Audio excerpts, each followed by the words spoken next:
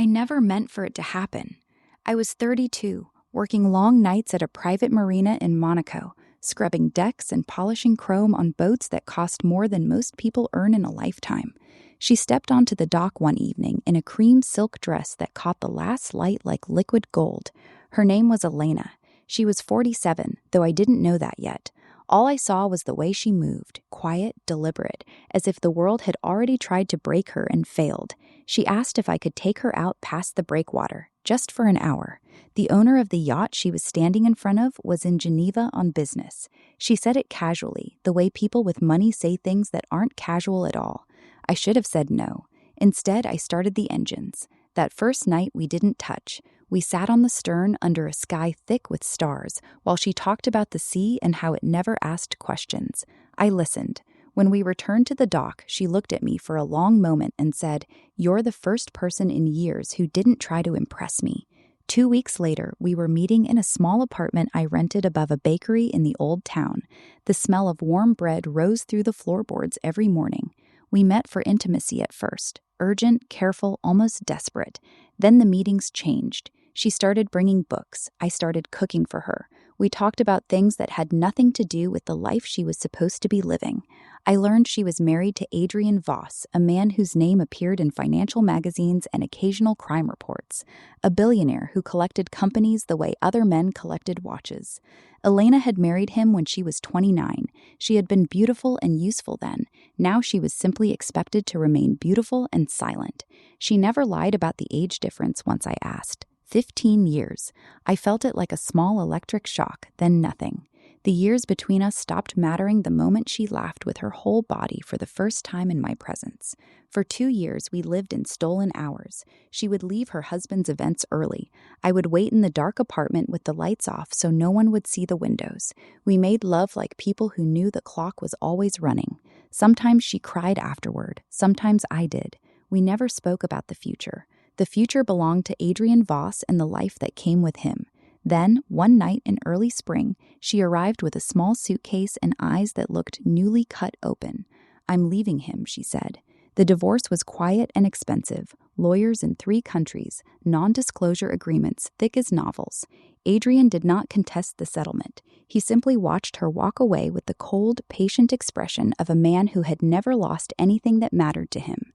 3 months after the papers were signed, Elena asked me to marry her. She did it on the same dock where we first met, the sea wind lifting her hair. No grand speech, just the question, spoken softly as if she already knew the answer and was only confirming it. I said yes. We planned a quiet ceremony in Capri. No guests, no press, just the 2 of us and a local official who asked no questions.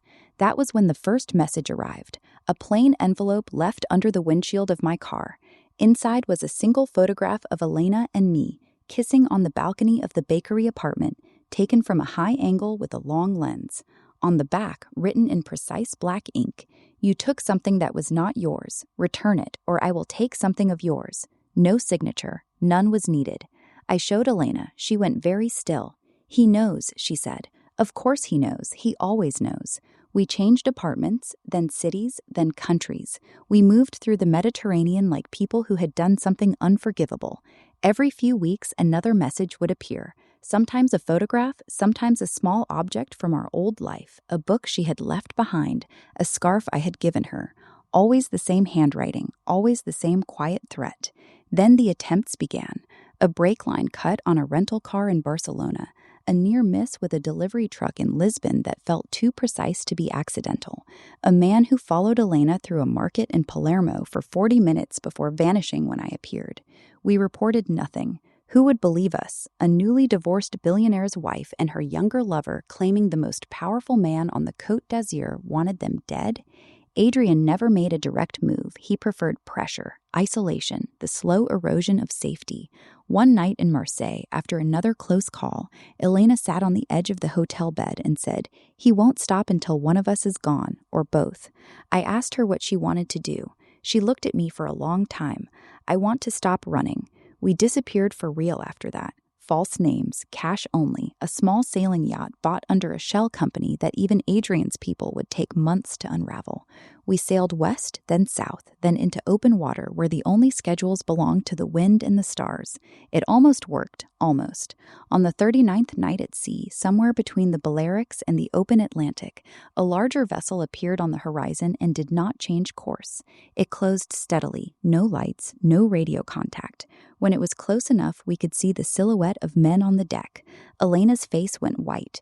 That's one of his. I started the engine and turned hard to starboard. The larger boat adjusted. They had speed and numbers. We had a 38-foot sailboat and nowhere left to hide.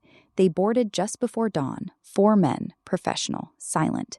The 5th was Adrian himself. He stepped onto our deck as if he were arriving at a dinner party. Immaculate navy sweater, soft leather shoes, the same cold, patient expression I had only ever seen in photographs.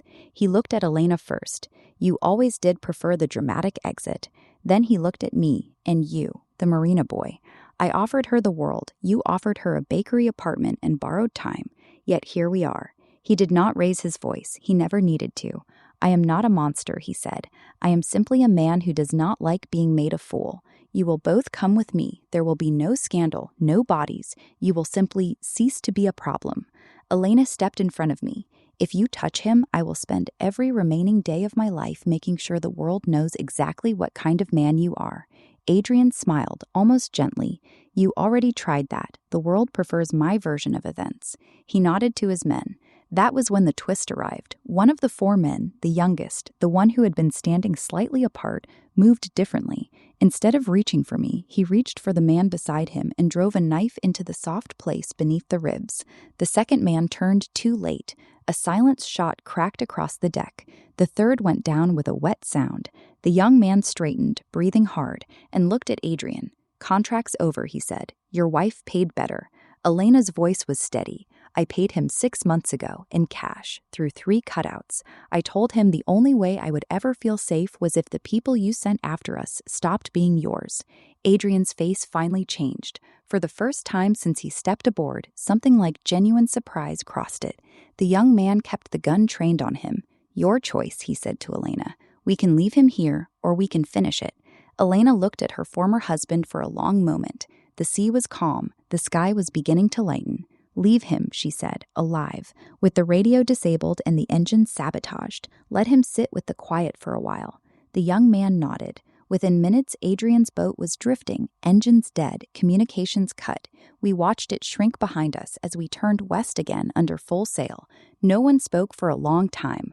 When the sun finally rose, Elena came to stand beside me at the wheel. Her hand found mine. I never wanted him dead, she said quietly. I only wanted us free. I looked at her, the woman who had risked everything, who had planned farther ahead than I ever knew, who still smelled faintly of the sea and of the life we were still choosing every day. We are, I said. We married 3 weeks later, far from any coastline that cared who we were. No officials, no papers that could be traced. Just the 2 of us on the open deck of the yacht at sunset, speaking the words that mattered while the wind carried them away. Now the yacht moves slowly through warm water under a sky that no longer feels like it is watching. Elena sits beside me most evenings with her feet on the rail and a glass of something cold in her hand. Sometimes she still flinches at the sound of an unfamiliar engine. Sometimes I still wake in the dark, certain that a silhouette is standing at the edge of the cockpit. But the silhouette never appears. We are together. The sea keeps our secrets. And for the first time in either of our lives, that is enough.